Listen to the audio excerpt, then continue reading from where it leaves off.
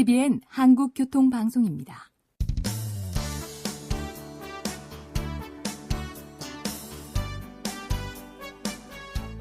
한문철 변호사의 교통사고 솔루션.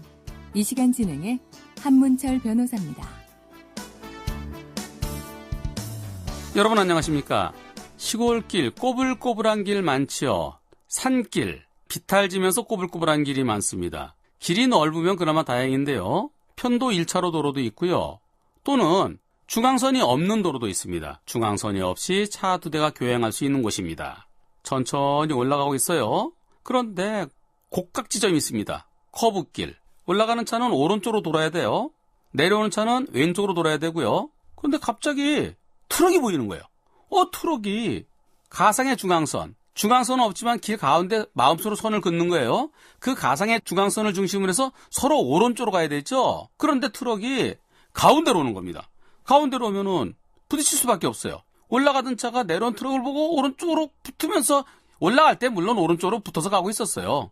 오른쪽으로 붙어 가다가 트럭을 보고 멈췄어요. 멈췄는데 불과 1.5초, 한 2초가 채 안 되는 시간에 그냥 쾅 하고 들이받았습니다. 내려오는 트럭이 속도도 상당히 있었어요. 트럭이 커브길을 살짝 돌면서 멈춘 승용차를 발견했지만 1.5초 만에 멈출 수 없죠. 내려오는 속도도 있고요.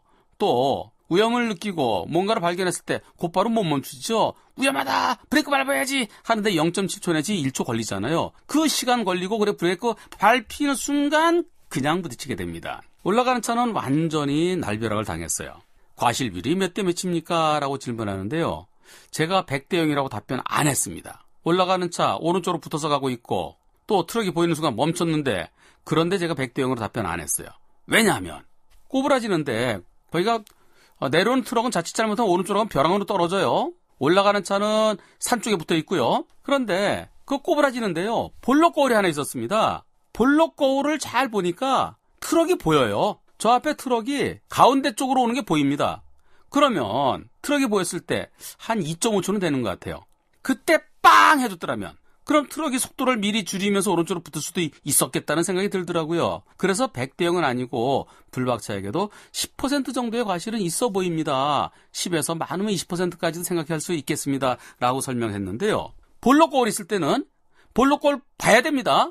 거울 그냥 있는 거 아니에요. 거울 있을 땐 거울을 살피고 내려온 차가 있는지 없는지. 만약에 거울에 보일 때 오른쪽으로 붙어있던 차가 갑자기 꺾고 들어왔다면 그럴 때는 100대 0이겠죠. 오늘은 여기까지입니다. 고맙습니다.